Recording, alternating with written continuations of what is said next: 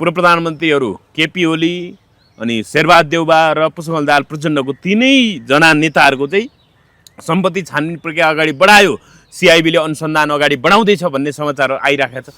अब के छ, उनीहरूको पनि जेल यात्रा हुँदैछ पुण्य सर? होइन, छानबिन त सबै माथि गर्नुपर्छ। विगतमा तपाईँ र म पो सरकारी पदमा छैनौँ त। रवि लामिछानेजी पनि उप प्रधानमन्त्री गृहमन्त्री उनको पनि सम्बन्धी छानबिन हुनुपर्छ। मुद्दा चलिरहेको त उनको त सबैको हुन्छ नि। बालन शाहजीकै विषयमा पनि छानबिन हुन सक्छ नि, हुँदैन? उनी चाहिँ महानगरपालिकाको प्रमुख होइन? हर्क साम्पाङजी मेरै विषयमा छानबिन गर भन्नुभएको छ। मलाई लाग्छ हर्क साम्पाङजी नेट एन्ड क्लिन निस्किनुहुन्छ। ठिक छ, छानबिन गरौँ। टेस्टेड एन्ड पास्ट नेता। अरूको चाहिँ शङ्का छ त्यसो, हर्क साम्पाङको चाहिँ क्लिन निस्किन्छ। यति बेला मसँग संवाद गर्नको लागि नेकपा एमालेका प्रभावशाली युवा नेता तथा विश्लेषक पुण्य गौतम हुनुहुन्छ। पुण्य सर नमस्ते, यहाँलाई स्वागत छ। थ्याङ्क यू सो मच, धन्यवाद। हर्क साम्पाङले भर्खरमा त एउटा स्ट्याटस पनि लेख्नु भएको रहेछ उहाँले, चाइनाको मिसाइल आएर धरहरा ढल्यो रे भन्ने किसिमको समाचार आउने सम्झौता या फन्दी हामी साइन गर्ने छैनौँ। नेपाली जनता हो, हामीलाई साथ दिनु, देश युद्धभूमि बन्न दिने छैनौँ। जय माटो जय देश भन्नुभएको छ। कसरी हेर्नुपर्ने सर यसलाई? बहुत बढिया, एकदमै ठिक स्टेटमेन्ट हो। किनभने त्यो भन्न खोजेको चाहिँ के भने नेपालमा लोकप्रियतावादको भुङ्ग्रोमा नेपाललाई प्रवेश गराएर, नेपालमा लोकप्रियतावादको खैजेडी बजाएर, पपुलिजमको हावा चलाएर, जनतालाई मन्त्रमुग्ध बनाएर, हिप्नोटाइज गरेर, ब्रेन वास गरेर बालनजी यो सरकारले जे गर्छ राम्रै गर्छ भन्ने इम्प्रेसन पारेर अनि नेपालमा एसपिपी वा त्यही प्रकृतिको स्टेट पार्टनरसिप प्रोग्राम भन्छ एसपिपीलाई, एमसिसीको क्लाइमेक्स इन्डो पेसिफिक स्ट्रेटेजीभित्र लुकेको त्यो खालको सम्झौता गर्न सक्ने सम्भावना खतरा देखिन्छ भनेर रणनीतिक विज्ञहरूले भनिरहेका छन्। र मैले तपाईँलाई के भनौँ भने अब मान्छेलाई लोकप्रियतावादमा झुमाएर, लट्ठ बनाएर, वाव बालेन भन्ने बनाएर चट्ट अब एमसिसीको सुरुङभित्र पसेपछि एमसिसी भने त कुनै मुन्द्रेको कमेडी क्लब होइन, त्यो भनेको त मिलेनियम च्यालेन्ज कर्पोरेसन हो। इन्डो पेसिफिक स्ट्राटेजीको सुरुङभित्र प्रवेश गराउनको लागि मिलेनियम च्यालेन्ज कर्पोरेसन एमसिसी कार्यान्वयनमा नजाओस् भनेर विगतमा केपी शर्मा ओलीज्यूले प्रयत्न गर्नुभयो। र अहिले तपाईँलाई एउटा कुरो भनिहालौँ कि वास्तवमा यो जुन चलखेल भएको छ यसबाट भविष्यमा नेपालमा चीनलाई घेरघार गर्ने, 15औं दलाइ लामा नेपालबाट घोषणा गर्ने, नेपालमा एसपिपी पास गरेर अमेरिकी फौजहरू नेपालमा एयरबेस राख्न दिने सम्झौता हुन सक्छ। त्यसले नेपालको सार्वभौमसत्तामाथि गम्भीर असर पर्न सक्छ। किनभने असंलग्न परराष्ट्र नीति र पञ्चशीलतालाई त सुशीला कार्कीको सरकारदेखि नै नेपालले गुमाइसकेका छ। नेपाल अमेरिकी शक्ति केन्द्रतिर ढल्किएको गम्भीर आशंका छ। त्यही आशंका गर्दै देशभक्त हर्क साम्पाङज्यूले गम्भीर चिन्ता गर्नुभयो। उहाँले भन्नुभयो, यो भन्न खोजेको चाहिँ के भने नेपालमा अमेरिकी एयरबेस भयो भने त इरान वा अमेरिकाको मिसाइल लागिन सक्छ होइन? नेपाल चीनको भनौँ न, चीनलाई घेर्ने काम हो भने इरानले खाडी मुलुकको अमेरिकी एयरबेसहरूमा हाने जस्तै चीनले पनि नेपालमा रहेको अमेरिकी बेसहरूमा हान्न सक्छ भोलि पनि, त्यसो हुन सक्छ भन्ने उहाँले आशंका गर्नुभयो। र त्यसको गम्भीर तथ्य लुक्या छ। त्यसो भए गम्भीर तथ्य लुक्या छ। किनभने आखिर कतार, अबुधाबी, बहराइन कहीँ पनि कुनै पनि देश इरानसँग युद्धमा थिएन। तर त्यो देशमा अमेरिकी एयरबेस हुनाले इरानले मिसाइल हान्यो। नेपालमा भएको भए के हुन्थ्यो? उसले पनि हान्न सक्थ्यो। भविष्यमा त्यस्तो नहोस्। अनि अर्को कुरो, अहिलेको गृहमन्त्रीले तातोपानी नाकामा गएर अनावश्यक रूपमा निरीक्षण गरे र त्यसको प्रभावस्वरूप लगभग अघोषित नाकाबन्दी चाइनाले गरेको कुरा आइरहेछ होइन? इतिहासमै सबभन्दा बढी चीन विरोधी चलखेल पनि अहिले भएको आशंका गरिएको छ। त्यस कारणले गर्दाखेरि नेपाल डेन्जर जोनमा गएको छ। र गम्भीर कुरा के भने विगतमा सुशीला कार्कीको सरकारलाई पनि तिब्बती निर्वासित सरकारले बधाई शुभकामना दियो। अब अहिलेको सरकारलाई पनि, बालन शाहजीको सरकारलाई पनि निर्वासित तिब्बत सरकारले भनेपछि हामीले त वान चाइना पोलिसी अपनाएका थियौँ। चाइना एउटै छ, दुईटा छैन भनेर हामीले निर्वासित सरकारलाई मान्यता दिएका थिएनौँ। तर यहाँ के हुँदैछ भन्दा तिब्बती सरकारलाई पनि यो सरकारले मान्यता दिएको जस्तो देखिन्छ। त्यस कारणले यो गम्भीर कुरा हो। हामी भू राजनीतिक भूमरीमा फस्ने खतरा आयो। अब यहाँ नेपाल प्रेसमा आएको छ यो समाचार, म तपाईँलाई पढिबाजी सुनाउँछु। प्रधानमन्त्री शाहलाई निर्वासित तिब्बत सरकारको बधाई। काठमाडौँ तिब्बती निर्वासित सरकारका प्रमुख नेता सिक्योङ पेङमा छिरिङले नेपालमा नवनिर्वाचित प्रधानमन्त्री बालन शाहलाई बधाई तथा शुभकामना दिएका छन्। केन्द्रीय तिब्बती प्रशासन र तिब्बती जनताको तर्फबाट उनले बधाई सन्देश पठाएका हुन्। आफ्नो बधाई सन्देशमा सिक्योङले लेखेका छन्, हालै सम्पन्न जेनजेडको आन्दोलनपछि सबैभन्दा कान्छा प्रधानमन्त्रीको रूपमा तपाईँको उदय हुनु नेपाली जनताको विशेष गरी युवा पुस्ताको आकाङ्क्षाको शक्तिशाली प्रतीकको रूपमा उभिएको छ। पत्रमा अगाडि भनिएको छ, नेपाल र तिब्बत बीच पुस्तौँदेखि कायम रहेका गहिरा ऐतिहासिक र आध्यात्मिक सम्बन्ध छन्। तिब्बतको जबरजस्ती अधिग्रहणपछि शरण लिएर नेपालमा बसोबास गर्दै आएका तिब्बती समुदायले आफ्नो तिब्बती पहिचान जोगाउँदै नेपालको सामाजिक तथा आर्थिक संरचनामा लामो समयदेखि योगदान पुर्याउँदै आएका छन्, जसले यी सम्बन्धहरूलाई अझ मजबुत बनाएको छ। यो सबै नेपाल सरकार र नेपाली जनताको उदारताको कारण सम्भव भएको हो, जसको लागि हामी गहिरो कृतज्ञता व्यक्त गर्छौँ। उनले अन्त्यमा भनेका छन्, कृपया मेरो हार्दिक बधाई शुभकामना स्वीकार गर्नुहोस्। नेपालको इतिहासको यस महत्त्वपूर्ण घडीमा तपाईँको नेतृत्वमा सफलता कायम होस् भन्ने कामना गर्दछु। तपाईँको सक्षम नेतृत्वमा हाम्रो जनता बीचको मित्रता अझ सुदृढ हुँदै जानेछ भन्ने अपेक्षा राख्दै नेपालले प्रगति, समृद्धि र सकारात्मक परिवर्तनतर्फ अगाडि बढोस् भन्ने आशा व्यक्त गर्दछौँ। सिक्योङ पेङमा छिरिङ नेपालमा प्रतिबन्धित भएर हाल भारतको धर्मशालामा छन्। सिक्योङको अर्थ सरकार प्रमुख सरह हुन्छ। उनी लामो समय तिब्बती सांसद थिए र सभामुखको जिम्मेवारीमा रहेर पनि काम गरेका थिए। निर्वाचित तिब्बती सरकारले नेपालको नवनिर्वाचित प्रधानमन्त्रीलाई बधाई दिएको सम्भवतः पहिलो पटक हो। यसअघि दलाई लामाले अन्तरिम सरकारी प्रधानमन्त्री सुशीला कार्कीलाई बधाई दिएको थियो भन्ने बित्तिकै तिब्बतबाट तिब्बती सरकार निर्वाचित त्यो पनि नेपालमा आउन नपाउने गरी प्रतिबन्धित छन्। ती मानिस जो चाइनाको ब्ल्याक लिस्टमा छन्। होइन, अर्को सामानले पनि स्टार्टर के लेख्नु भएको रहेछ भने यसैसँग सम्बन्धित 24 घण्टा नपुग्दै चीनको नाकामा पुग्न भ्याएछ गृहमन्त्री। चीनले अघोषित नाकाबन्दी पनि लाएछ। यो सरकार कसको इसारामा चल्दैछ? लिपुलेकतिर पनि पुग्नु है हेर्न भन्नुभएको छ उहाँले। सही कुरा हो। म तपाईँलाई के भन्छु भने तिब्बत चीनको अविभाज्य हिस्सा हो। हामी वान चाइना पोलिसीमा विश्वास गर्छौँ। हजुर हजुर, तपाईँलाई मैले भनिहालौँ। हुन त हामी एकछिनपछि अब पूर्व प्रधानमन्त्री शेरबहादुर देउवा, नेकपा नेपाली कम्युनिस्ट पार्टीका अध्यक्ष पूर्व प्रधानमन्त्री प्रचण्ड, त्यसपछि केपी शर्मा ओलीज्यू माथि सम्पत्ति शुद्धिकरण विभागले अनुसन्धान थालेको सिआइबीले भन्ने सन्दर्भमा पनि कुरा गर्छु। दीपक खड्का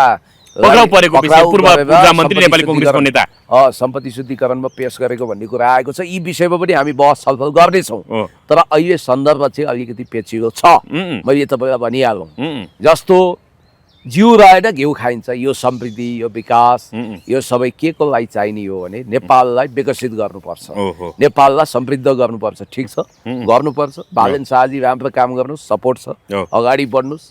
भ्रष्टाचार विरुद्ध दरो कदम चाल्नुहोस्।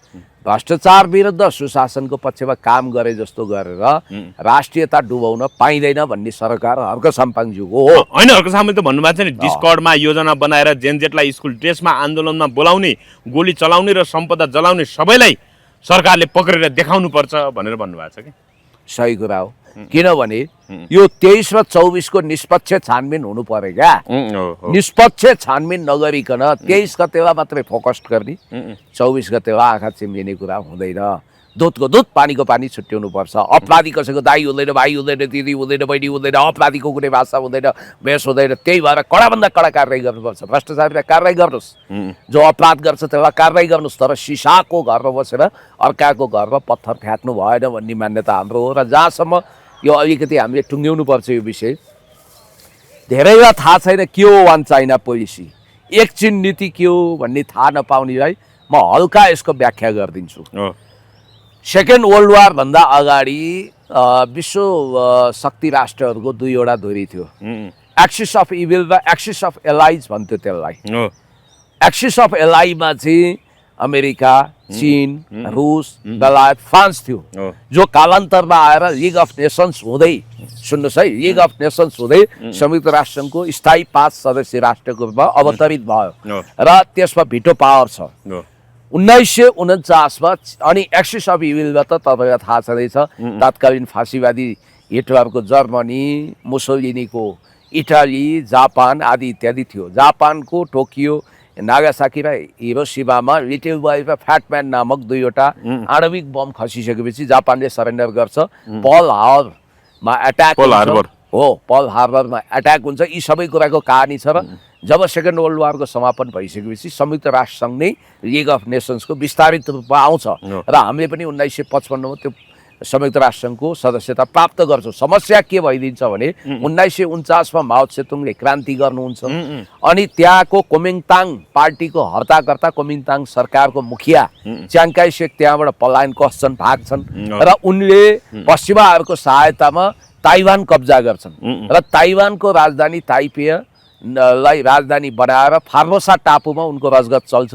अहिले पनि कोमिङताङ पार्टी छ उनको उत्तराधिकार सम्हालेर बसेको। र विडम्बना के हो भने त्यो माओ त्से-तुङको जनवादी गणतन्त्र चीन स्थापना भए लगत्तै र च्याङ काय सेकले ताइवान कब्जा गरेर यही हो रिपब्लिक अफ चाइना हो भने रिपब्लिक अफ चाइना भनेर ताइपे राजधानी भएको फार्मोसा टापु युक्त ताइवानलाई भनियो र त्यसैलाई चीन मान्यो। पश्चिमाहरूले याद गर्नु होला, ताइवानलाई नि चीनको मेनल्यान्ड मान्यो के। अनि यता पिपुल्स रिपब्लिक अफ चाइना जसमा साङ्घाई छ, बेजिङ छ, हो त्यो ठुलो भूभागलाई चाहिँ उसले मेनल्यान्ड चाइना मानेन। यो रसाकसी चल्यो। त्यसमा पाकिस्तानले पनि राम्रो रोल खेल्यो। तत्कालीन जनरल जियाउल हकदेखि जुल्फिकार अली भुट्टोले पनि भूमिका खेले र 1972मा सोभियत सङ्घ, तत्कालीन सोभियत सङ्घ अहिलेको रुस र चीन एक ठाउँमा आउँदा शीतयुद्धमा अमेरिका छिया हुन सक्छ। त्यसकारण रुस र चीनलाई एक ठाउँमा आउन दिनु हुँदैन भन्ने पाकिस्तानको सल्लाह प्लस चीन के अरे अमेरिकाको आफ्नो नीतिको कारण all time best legendary diplomat अस्ति भर्खर 100 वर्षको उमेरमा उहाँको निधन पनि भयो। महाविद्वान जसले अन चाइना वर्ल्ड अर्डर जस्तो किताब लेख्नु भएको छ हेनरी किसिन्जर पिङपङ डिप्लोमेसीको कदम चाल्दै उनी चीन आउँछन्। चीन आएर माओ त्से-तुङ र चाओ एन-वाईसँग भेट्छन् र पिङपङ डिप्लोमेसी सफल हुन्छ। रिचर्ड निक्सनको भिजिट हुन्छ। माओ त्से-तुङले जीवनमा दुईवटा मात्रै देशको भिजिट गरेका थिए, एउटा मङ्गोलिया, एउटा सोभियत सङ्घ रुस। रिचर्ड निक्सन राष्ट्रपति महोदयले चेयरम्यान हजुर अमेरिका भ्रमण गर्नुहोस् भन्दा नो थ्याङ्क्स भन्छन्। उनी नेपाल आउन पनि चाहन्थे बरु माओ त्से-तुङ। उनी 1978मा बिते होइन, त्यो आफ्नो कहानी छ। हो त्यसपछि चाहिँ मेनल्यान्ड चाइना भनेकै ताइवान होइन, बेजिङ राजधानी भएको साङ्घाई जस्तो सहर भएको त्यो विशाल भूभाग नै चाइना हो भनेर अमेरिकाले मान्यो।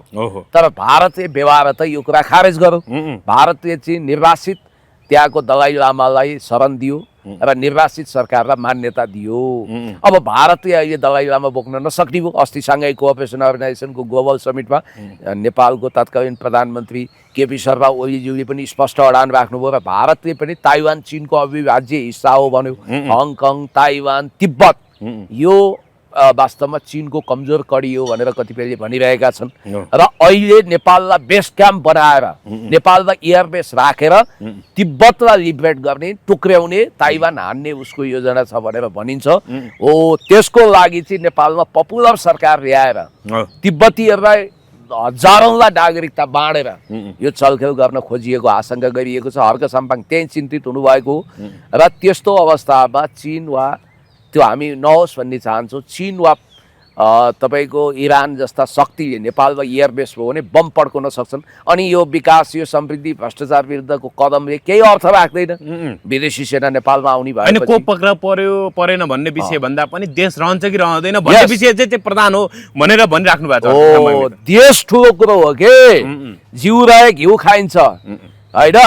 पतिभक्ति त मर्दैन कहिले, पति नि चुत्थो भए पनि देशभक्ति त मर्दैन कहिले, देशै चुत्थो भयो भन्ने एउटा तपाईको नाट्य सम्राट नेपालको विलियम शेक्सपियर भनिने बालकृष्ण समको नाट्य पंक्ति त तपाईले सुन्नु भएको छ। त्यस कारणले गर्दाखेरि मलाई जहाँसम्म लाग्छ कि यो जुन खालको गतिविधि भइरहेको छ अहिले नेपालमा पपुलिजमको हावा चलेको छ। गम्भीर राजनीति धेरै मान्छेले बुझ्दैनन्।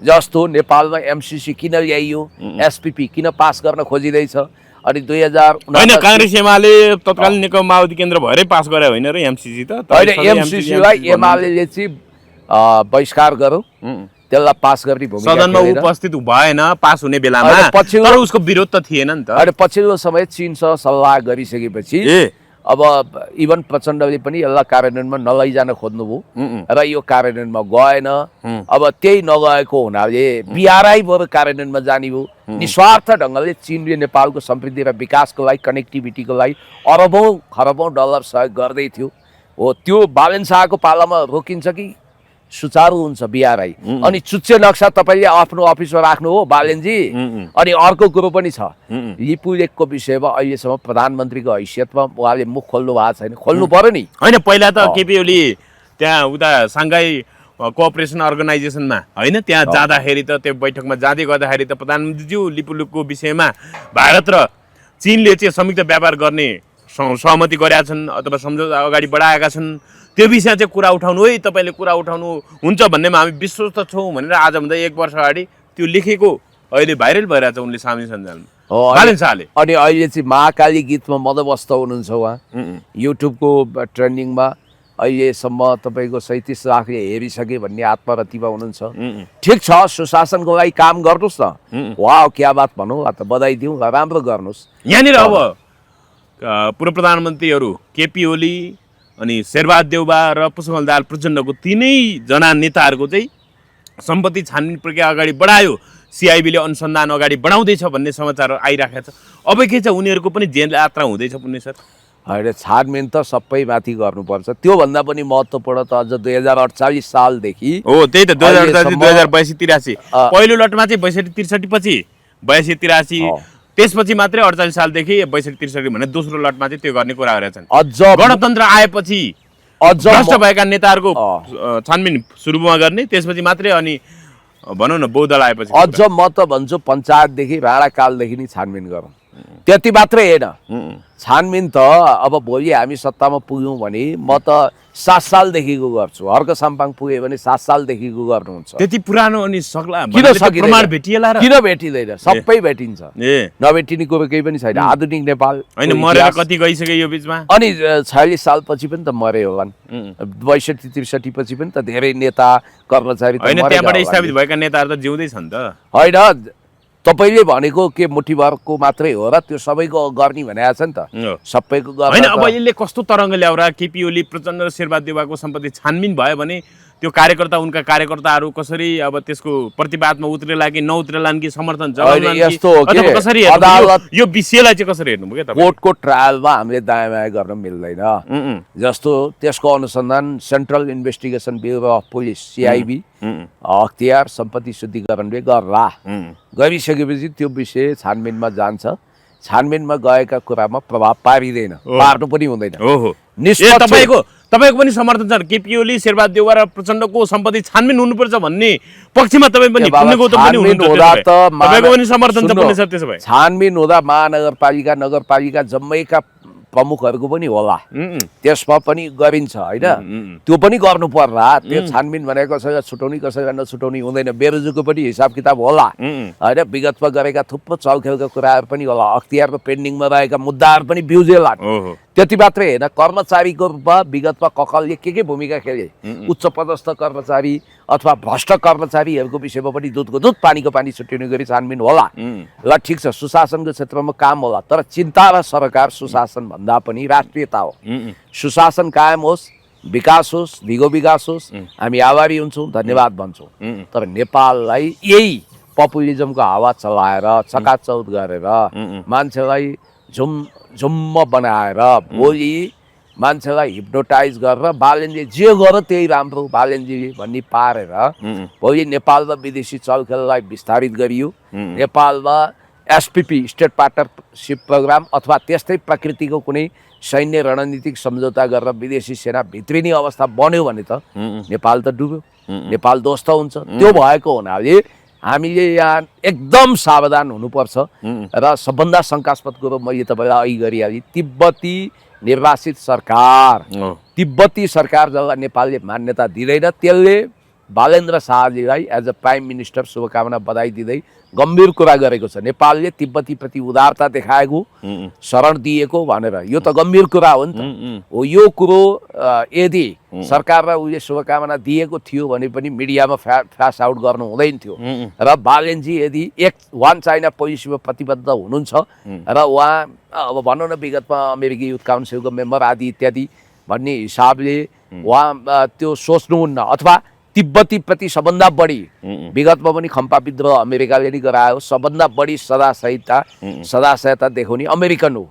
यदि बालेन शाहजीलाई यसको प्रभाव छैन भने उहाँले चाहिँ विज्ञप्ति जारी गरेर हामी निर्वासित तिब्बती सरकारलाई मान्यता दिँदैनौँ, यो खालको समर्थनलाई हामी कुनै महत्त्व दिँदैनौँ भन्नुपर्छ।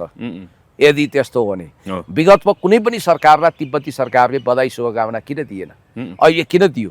सुशीला कार्की गम्भीर रहस्य छ र नेपाली जनतालाई बेवकुफ बनाउन सजिलो छ भन्ने कुरो विदेशी शक्ति केन्द्रले बुझेका छन्। र मैले भनिहालेँ सबको छानबिन गर्नुपर्छ, सबको। होइन, दीपक खड्का पनि आज पक्राउ परे। उनी जस्तो जेन्जी आन्दोलनक्रममा उनको घरबाट पनि पैसा पुरै हामीले त्यो चैत्य बैशाखमा छिचिमिरा भन्ने किरा हुन्छ नि, कतिपयले त्यसलाई होइन पोलेर चपाएर अथवा भनौँ न तरकारी बनाएर पनि खान्थे। त्यो छिचिमिरा उडे जस्तो पैसा उडिराखेको थियो कि कहिले भन्नाले ऊर्जा मन्त्री दीपक खड्का घरमा जेन्जी आन्दोलनक्रममा 23 गते 24 होइन। दीपक खड्काको बारेमा त मैले कुलमान घिसिङजीलाई उहाँले हटाउँदैखेरि यिनी भ्रष्ट मान्छे हुन्, होइन कुलमानलाई पनि निकै खेदे उनले, होइन हो खेदे, यिनी भ्रष्ट हुन्, अराजनीतिक हुन्, यिनी गतिवा मान्छे होइनन् भनेर भनेकै हो नि। उनको छानबिन हुनुपर्छ। उनी मात्रै होइन, म त तपाईँलाई भन्दैछु विगतमा तपाईँ र म पो सरकारी पदमा छैनौँ त। रवि लामिछानेजी पनि उप प्रधानमन्त्री गृहमन्त्री, उनको पनि सम्बन्धित छानबिन हुनुपर्छ। मुद्दा चलिरहेको त उनको त सबैको हुन्छ नि। बालेन शाहजीकै विषयमा पनि छानबिन हुन सक्छ नि, हुँदैन? उनी चाहिँ महानगरपालिकाको प्रमुख होइन। हर्क साम्पाङजीले मेरै विषयमा छानबिन गर भन्नुभएको छ। मलाई लाग्छ हर्क साम्पाङजी नेट एन्ड क्लिन निस्किनुहुन्छ। ठिक छ, छानबिन गरौँ, टेस्टेड एन्ड पास्ट नेता। अरूको चाहिँ शङ्का छ त्यसो, हर्क साम्पाङको चाहिँ क्लिन निस्किन्छ छानबिन गर्दाखेरि, अरूमाथि चाहिँ शङ्का छ त्यसो भए? होइन, मलाई लाग्छ त्यस्तो। मैले तपाईँलाई भनिहालेँ, बालेनजी पनि खर निस्किनु होला, उहाँ पनि शुद्ध निस्किनु होला। छानबिन त सबैको होला नि त, शुद्ध निस्किनु होला वा ननिस्किनु होला त्यो भविष्यले बताउला। मैले भन्न खोजेको सबमाथि छानबिन हुनुपर्छ, सबका सब। विगत राजसभा सरकारमाथि पनि हुनुपर्छ, सांसदहरूमाथि पनि हुनुपर्छ विगतमा ककसको भए, र महानगरपालिका नगरपालिका चलाउनेहरूको विषयमा पनि हुनुपर्छ। सबको विषयमा हुँदैन त। अब 48 सालपछि पदमा बसेकाहरूलाई 2 चरणमा 62-63 टु 82सम्म 82-83सम्म प्लस अघिल्लो 48 सालदेखि 48 भन्दा 46 भन्नु पर्थ्यो, किन त्यो 48 भने म बुझ्दिनँ, रहस्य भएछ।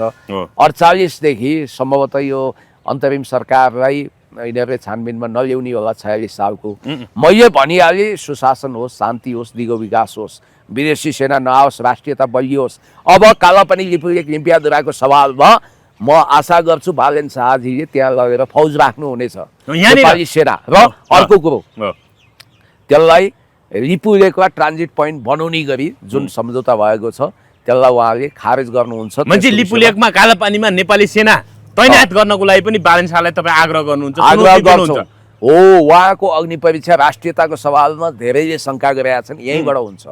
विगतमा केपी शर्मा ओलीज्यूलाई भन्नुभयो, अहिले तपाईँ किन बोलिरहनु भएको छैन? अर्को कुरो, टोखाका सुकुम्बासी मात्रै होइन, देशभरिका सुकुम्बासीलाई पुनर्वास गर्ने र उनीहरूलाई वास्तवमा सही ढङ्गले सक्कली सुकुम्बासीलाई जमिनको स्वामी मालिक बनाउने, यो कुरामा राज्य कति अगाडि बढ्छ हेर्नु छ। अब उनको 100 दिने 100 वटा प्रतिबद्धता बाहिर आएको छ, 100 दिनको 100 वटा कार्यसूची। अब त्यो यस्तो हो के धेरै कुरा रहेछ। यी सेवा दलीय सङ्गठनहरू यो विश्वविद्यालय र स्कुलहरूमा उच्च शिक्षाहरूमा यो काङ्ग्रेस, एमाले, माओवादी भन्दैन अहिले नेकपा, नेवी सङ्घ, अन्य सबै अखिल क्रान्तिकारी 6औँ 7औँ के भन्ने त्यो थियो नि। अब स्वस्थ राजनीति भन्ने अथवा भनौँ न विद्यार्थीको हकितको नाममा झन् खोक्रो बनाउने यी कथित राजनीति सङ्गठन हुन त उनीहरूको आन्दोलनमा आफ्नो भूमिका होला, होइन, देशको राजनीति व्यवस्था परिवर्तनको लागि। तर बढी चाहिँ यिनीहरू अराजक गतिविधि गर्ने, अनुशासनहीन काम गर्ने, झन् पठन पाठनलाई अस्तव्यस्त बनाउने काममा यिनै राजनीति सङ्गठनहरू चाहिँ एकदमै उनीहरू नै दोषी छन् भन्ने हिसाबले आलोचना पनि हुने गर्थ्यो। दलीय सङ्गठनहरू पनि अन्त्य गर्ने कुरा गरेका छन्, संरचना हटाउने स्टुडेन्ट काउन्सिल बनाउने भन्ने कुराहरू गरेका छन्। अब यस्तो विद्यार्थी राजनीतिको नर्सरीबाटै भविष्यको राजनीतिक नेता जन्मिन्छ। युरोप, अमेरिका, भारत, नेपाल सबैतिर स्टुडेन्ट युनियन हुन्छ। जेएनयुमा पनि छ भारतमा। त्यहाँ भएको विकृति पो अन्त्य गर्ने हो त, गरिबी समाप्त गर्ने हो, गरिबीलाई समाप्त गर्ने होइन। विद्यार्थी राजनीति समाप्त गर्ने होइन, विद्यार्थी राजनीतिभित्रका विकृति समाप्त गर्ने हो। प्रतिगमन हुँदाखेरि नेपालमा महँगी बढ्दा, भ्रष्टाचार हुँदा विगतमा विद्यार्थी सङ्गठनले ठुलो भूमिका निर्वाह गरेका थिए।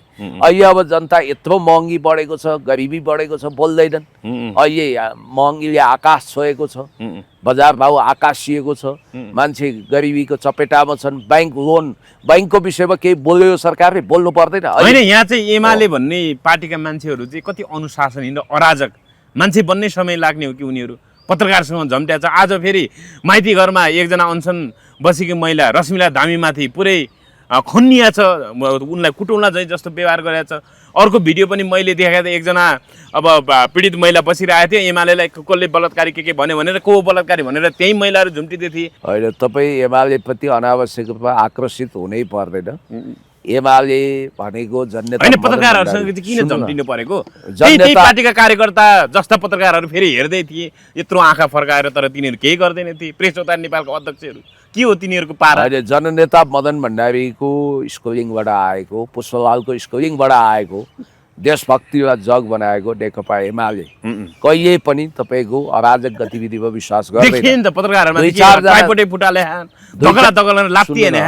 दुई चारजना मान्छेले उदण्डता देखाए होलान् होइन, विगतमा जेनजी मोमेन्टको नाउँमा देश आगो लाउनेहरूको विषयमा कुरा गर्नुहोस्, सिंहदरबार जलाउने, भिआइसिसी जलाउनेहरूको छानबिन हुनुपर्छ कि पर्दैन, त्यो विषयमा कुराकानी गर्नुहोस्। अब आक्रोशित भयो होलान्, के गरे होलान्, त्यो नगर्नु पर्ने, त्यो नहुनु पर्ने भनेर मैले भनेको छु। तर तपाईँले यसरी पूर्वाग्रही तरिकाले प्रश्न राख्नु, पत्रकार जस्तो हुनु पर्यो, उनीहरूको योग्यता चाहियो, पत्रकार बनेर जानु पर्यो। कुनै निश्चित दलको प्रचारक भएर कसैलाई झोले भन्दै अपमान गर्दै जानु भएन। र उनीहरू पत्रकार, मलाई पनि दुःख छ पत्रकारले कुटाइ खानु हुँदैन, मलाई पनि अफसोस छ, त्यो कुरो गलत होला, त्यस्तो काम गर्नु हुँदैन। तर पत्रकारले पनि त पत्रकारको भूमिका निर्वाह गर्नु पर्यो। धेरै प्रेजुडियस लिएर, धेरै पूर्वाग्रही भएर होइन, उसै त रिसाइरहेका कार्यकर्ता छन्, ती गएर पेट्रोलमा आगो हाल्नु हुँदैन, आगोमा पेट्रोल हाल्नु हुँदैन भन्ने मलाई लाग्छ। र मलाई जहाँसम्म लाग्छ अब यी कुराहरू स्वाभाविक रूपमा साम्य हुँदै जानेछन् र देश गम्भीर रूपमा राष्ट्रियताको मामिलामा धाराशायी भएको छ। अब मान्छे बन्न नसके त काङ्ग्रेसलाई भन्नु होला, तपाईँले माओवादीलाई भन्नु होला, राष्ट्रपालाई भन्नु होला। त्यसरी ठाडो प्रश्न राखेर कुनै पनि पार्टीको मान मर्दन गर्नु त्यस्ता कुराहरू दिँदैन। त्यसलाई करेक्सन गर्नुहोस् तपाईँले होइन, पार्टीलाई लान्छित गर्नु हुँदैन। र जहाँसम्म सीमित कार्यकर्ता भन्नु, सिङ्गो एमालेलाई सीमित होलान्, जुन पार्टीमा पनि त्यस्ता हुन्छन्, सबैतिर त्यस्ता हुन्छन्। एउटाले बिराउने शाखा पिराउने भन्ने हुँदैन। त्यो भएको हुनाले राष्ट्रियता एकदम गम्भीर भुमरीमा परेको छ। नेपालको आगामी दिनहरू कष्टप्रद हुँदै जाने खतरा देखिएको छ। नेपाली राष्ट्रियताको आकाशमा कालो बादल मड्राइरहेको छ। जसरी अहिले यो भौतिक आकाशमा पनि धेरै दिन भयो बादल एकदम मडारिरहेको छ र नेपाल त्यो ब्ल्याक होलमा नजाओस् भनेर हामी सजग हुनुपर्छ। हजुर, के छ अब केपी ओलीको अब विषयमा चाहिँ उहाँ अहिले पनि हस्पिटलाइजै हुनुहुन्छ होइन? अब उहाँको मल्टिपल हेल्थ इस्युका कारण अथवा चेस्ट पेन भयो, अरू अरू समस्या देखियो, उहाँको मृगोला पनि 2-3 पटक फेरिसकेको अवस्था छ। त्यही भएर आज अदालतमा उपस्थित नहुन सक्ने भएर अथवा डाक्टरहरूले चाहिँ उहाँलाई चाहिँ के अस्पतालभन्दा बाहिर गएर जान अनुमति नदिए पछाडि भिडियोबाटै उहाँ अदालतमा उपस्थित हुने र अहिले चाहिँ 10 दिन म्याद थप्नको लागि, 20 दिन म्याद थप्नको लागि चाहिँ प्रहरीले माग गरेको छ भन्ने कुराहरू आइरहेको छ। यसलाई कसरी हेर्नु भएको छ? अब अनुसन्धान कसरी अगाडि बढ्ला? अब यसमा मानवता राख्नुपर्छ, किनभने मैले भनिहालेँ बालन शाहको सरकार भने नायक फिल्ममा अनिल कपुरको जस्तो एक दिनको लागि बने होइन, 5 वर्षको म्यान्डेट लिएको छ। हुन त रवि लामिछानेको मुद्दा पनि अब लम्बिरहन्छ भन्ने सङ्केत देखिया छ। बालन शाहको सरकारलाई अकण्टक बनाउनु पर्यो। मैले तपाईँलाई भनिहालौँ कि अब सरकारले अदालतको आदेश लिएर कानुनी तरिकाले गएर अनुसन्धान गर्नुपर्नेमा नेपाल प्रहरी जस्तो एउटा देशभक्त बर्दिवाल सङ्गठनलाई जबरजस्ती अहिले आजै तत्काल पक्राउ गर्नु पर्यो भनेर उर्दी जारी गर्नु यो जायज काम थिएन। त्यस कारणले गर्दाखेरि अब हेर्नु न, यो सरकारका मन्त्रीहरू अब केही दिनभित्र मन्त्री सांसदहरू कमिसनमा निर्लिप्त भएको, सम्पत्ति कमाउन लागेको, यिनले घर बनायो भने अब सबभन्दा ठुलो च्यालेन्ज यिनीहरूलाई छ। शुद्धिकरणको झाँसा दिएका छन् नि, सबै मान्छे हर्क साम्पाङ र पुण्य गौतम जस्तो सदाचारी त हुँदैनन्। त्यस कारणले गर्दाखेरि म तपाईँलाई के भन्छु भने अब केपी शर्मा ओलीज्यूलाई बिना पूर्वाग्रह अनुसन्धान गर्नुहोस्, सबैमाथि गर्नुहोस्, आफूमाथि पनि गर्नुहोस्, आफूमाथि पनि शुद्धिकरण गर्नुहोस्, सबै गर्नुहोस्, दुधको दुध पानीको पानी छुट्याउनुहोस्, तर आग्रह पूर्वाग्रह नराख्नुहोस्। केपी शर्मा ओलीज्यूले राष्ट्रियताको मामिलामा 2-3 गम्भीर राष्ट्रवादी अपराध गर्नु नै भएको छ। उहाँले कालापानी लिम्पियाद्वारा समेटिएको महान नक्सा प्रकाशित गर्नुभयो। उहाँले ट्रान्स हिमालयन मल्टिडाइमेन्सनल कनेक्टिभिटी नेटवर्कको नेपाललाई हिस्सा बनाउनु। उहाँको अघिल्लो सरकारको कार्यकालमा 6.7% आर्थिक वृद्धि दर हासिल भयो। विकास योजना तराई काठमाडौँ, निजगढ काठमाडौँ फास्ट ट्र्याक लगायतका विकास योजनाको ब्रेक थ्रु गर्नुभयो। उहाँले देशमा एक हिसाबले भन्नुपर्दा एमसिसीलाई सकेसम्म टेबल हुन नदिने महरा मार्फत टेबल भएछ, उहाँले रोक्न सक्नु भएन र उहाँले कार्यान्वयन नगर्ने भूमिका खेल्नुभयो। मिलेनियम च्यालेन्ज कर्पोरेसन जो इन्डो पेसिफिक स्ट्राटेजीसँग जोडिएको छ, 2079 साल असार 7-6 गते उहाँकै इसारामा शेरबहादुर देउवाले स्टेट पार्टनरसिप प्रोग्राम जसको कारण अमेरिकी सेना नेपालमा बस्न सजिलो हुन्थ्यो, उनीहरूले त्यही बाहना खोजिरहेका थिए। त्यसलाई उहाँले शेरबहादुर देउवालाई कन्भिन्स गरेर क्यान्सल गराउनुभयो, फेल गराउनुभयो। फलस्वरूप ओपन सोसाइटीको लागि भनेर जर्ज सोरेज फाउन्डेसनले जसरी लगानी गर्छ उसकै लगानीमा भनिन्छ त्यहाँ अमेरिकी स्वतन्त्र पार्टी जन्मियो। हो, त्यो पार्टीको फ्रेन्चाइज नेपाल शाखा जस्तो भएर नेपालमा राष्ट्रिय स्वतन्त्र पार्टी जन्मिएको आशंका छ।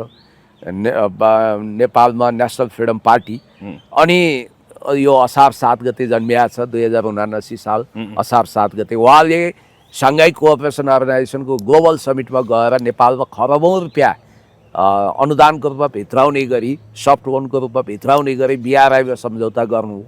अब यी अपराधहरू उहाँले गर्नुभयो, एसपिपी खारेज गर्ने अथवा पास हुन नदिने, एमसिसी कार्यान्वयन हुन नदिने, बिआरआई जस्तो शुद्ध विकास परियोजनालाई चालु गर्ने, यो अपराध गरेको हुनाले सजाय त उहाँले भोग्नुपर्छ। किनभने यो त भीममल्ल काजी भीममल्लको श्रीमतीले श्राप दिएको देश हो, यहाँ असल गर्ने भलो गर्नेको भलो नहोस्। होइन, उहाँको अहिले स्वास्थ्य समस्या थप जटिल बन्यो भन्ने कुरा त्यो त मानवता राख्नु पर्थ्यो नि त। उहाँ भागेर